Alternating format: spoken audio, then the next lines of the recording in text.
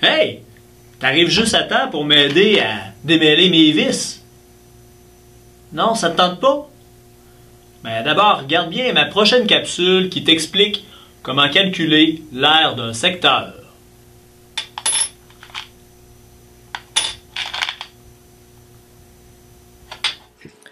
Donc, allons-y pour l'aire d'un secteur. Ici, donc, on cherche l'aire de cette partie-là, donc l'aire de la partie qui est en rouge dans la figure. Donc, comment on peut trouver ça?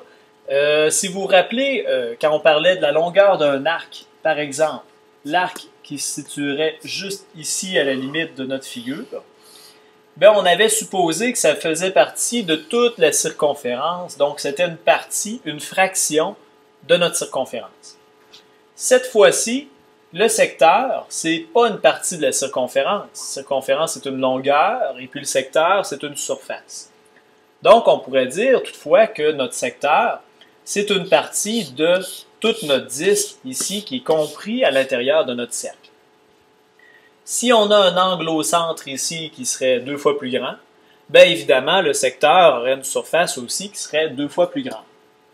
Ce qui fait qu'on va travailler de la même façon avec laquelle on avait travaillé pour les longueurs d'arc. On va supposer qu'on calcule la longueur d'un arc, donc la longueur d'un arc, en faisant une proportion avec l'angle au centre. On va faire la même chose avec nos secteurs. Mais cette fois-ci, c'est important de se rappeler que le secteur est une partie de l'aire de notre disque. Regardons avec un exemple, qu'est-ce que ça donne. Si on suppose qu'on fait une proportion, on pourrait commencer par écrire cette proportion-là. On sait que notre angle au centre ici, c'est une partie de l'angle plein, donc de l'angle de 360 degrés qu'on retrouve au centre de notre figure, tout comme l'aire de notre secteur est une partie de l'aire du disque dans les mêmes proportions. Si on a un angle au centre qui est la moitié de 360 degrés, ça va nous donner aussi un secteur qui va avoir une surface, une aire, de la moitié de l'aire du disque. Donc, ce qu'on serait capable de calculer avec les informations qu'on a là, et ce qui serait pertinent de faire, ce serait de trouver l'aire de notre disque au complet. On va faire ça avec notre formule d'aire. Donc, l'aire est égale à pi fois le rayon au carré. On remplace le rayon par sa valeur. Ici, on a un rayon de... si je prends mon crayon, on a un rayon de 40 cm, donc pi fois 40 au carré. Comme à l'habitude, on commence par mettre notre 40 au carré et ensuite on multiplie par pi. Ça donne une aire totale pour le disque de 5026,55 cm². Maintenant, on va utiliser notre proportion. On connaît l'angle au centre, on connaît le 360 degrés, on connaît l'aire du disque. Ça va nous permettre de trouver l'aire du secteur avec une règle de 3. Donc ici, on a notre 27 degrés pour l'angle au centre, qui est indiqué sur la figure. On a le 360 degrés aussi qui est toujours là.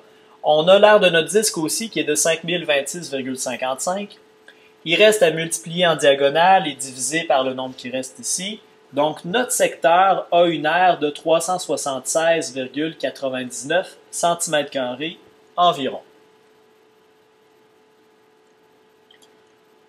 Deuxième exemple. Cette fois-ci, on connaît le rayon de notre disque, mais on ne connaît pas l'angle au centre. Ce qui nous aide aussi, c'est que l'aire du secteur qui est en rouge est de 210,12 cm². De la même façon que tantôt, avec notre rayon ici, notre rayon qui est indiqué ici, on va arriver à trouver l'aire de notre disque au complet. Parce qu'on sait que notre secteur ici fait partie du disque au complet. Donc, commençons par trouver l'aire de notre disque. L'aire est égale à pi fois le rayon au carré, ce qui veut dire pi fois 12 au carré, 12 de rayon. 12 multiplié par lui-même donne 144, pi fois 144, donc on arrive avec 452,39 cm² pour le disque au complet. Dans notre proportion maintenant, on connaît l'angle au centre. Non, en fait, on cherche l'angle au centre. Donc, c'est ce qu'on cherche. 360 degrés, on le connaît. L'aire du secteur, on connaît aussi. L'aire du disque aussi. Donc, la seule chose qui nous manque, c'est l'angle au centre qu'on va pouvoir trouver avec notre règle de 3, encore une fois. Donc, ce qu'on cherche, c'est l'angle au centre, 360 degrés. l'aire de notre secteur 210,12 et l'aire du disque au complet 452,39 cm². Avec la règle de 3, ça donne un angle au centre de 167,21 degrés. On arrive avec ça à trouver la mesure de l'angle qui est au centre, l'angle qui est associé au secteur. Donc, comme avec les longueurs d'arc, on peut chercher à trouver n'importe laquelle des trois mesures qu'on ne connaît pas dans notre proportion, soit l'angle au centre, l'aire du secteur ou l'aire du disque. Dernier exemple, on le veut un petit peu plus complexe. Cette fois-ci, on connaît l'angle au centre de notre secteur, on connaît l'aire aussi du secteur de 26 cm². Ce qu'on va chercher à trouver va être la longueur de l'arc qui est associé au secteur, donc la longueur de la limite courbée de notre secteur. Ce serait pertinent de se demander par quel chemin on peut passer pour trouver notre solution. Donc, quel est notre plan de match pour arriver à trouver notre longueur d'arc? On sait que si on possède l'angle au centre et l'aire du secteur dans notre proportion, ça va nous permettre de trouver notre aire de disque au complet. Ensuite, si on connaît l'aire d'un disque, comme on l'a fait dans la capsule vidéo pour l'aire d'un disque, on va pouvoir trouver la mesure du rayon de notre disque. Connaissant le rayon de notre disque, on va pouvoir trouver le diamètre. Si vous vous rappelez un peu de la longueur d'arc, vous savez que c'est une partie de la circonférence, et vous me voyez probablement venir un peu, vous savez que pour trouver notre circonférence, on doit effectivement connaître notre diamètre. Donc, connaissant le diamètre, on va pouvoir trouver la circonférence de notre disque, et avec la circonférence et l'angle au centre de notre secteur, on va pouvoir trouver ensuite notre longueur d'arc qu'on cherche. Donc, c'est notre plan de match, c'est les étapes qu'on va avoir à suivre. Première étape, donc, si on réalise tout ça. À partir de l'aire de notre secteur, on va pouvoir trouver l'aire de notre disque. Donc, 95 degrés pour notre secteur, 360 degrés, c'est le disque au complet, 26 cm², c'est l'aire du secteur. Ça nous donne une aire de disque de 98,53 cm². Première étape. Deuxième étape, à partir de là, on va trouver notre rayon. Donc, l'aire est égale à pi fois le rayon au carré. On a trouvé une aire totale de 98,53 qu'on va remplacer dans notre formule. Il reste donc dans tout ça à se débarrasser de la valeur de pi en divisant par pi de chaque côté.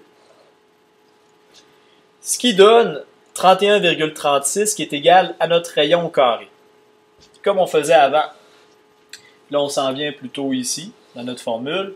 On va faire la racine carrée de chaque côté pour se débarrasser de l'exposant 2 qui affecte le rayon. 5,60, ça nous donne la mesure du rayon du disque. Donc, on connaît notre mesure de rayon. 5,60, on est en centimètres. Connaissant le rayon, on peut trouver le diamètre de notre disque. Donc, 2 fois le rayon, 2 fois 5,6 donne 11,20 cm pour le diamètre. Et avec notre diamètre, on va calculer notre circonférence. Circonférence est égale à pi fois diamètre, donc pi fois 11,20, 35,19, c'est la circonférence, la longueur du contour de notre cercle au complet. Il ne nous reste plus qu'à faire notre proportion pour trouver notre longueur d'arc. Donc, comme on faisait avec les longueurs d'arc, 95 degrés, c'est encore valide comme angle. 360 degrés, c'est le total. Comme notre longueur d'arc qu'on cherche par rapport au total de circonférence de 35,19. Dans nos proportions, on multiplie en diagonale, divise par 360, 9,29 cm, c'est notre longueur d'arc. Donc, enfin, on peut l'écrire, 9,29 cm. On a trouvé notre longueur d'arc qu'on cherchait.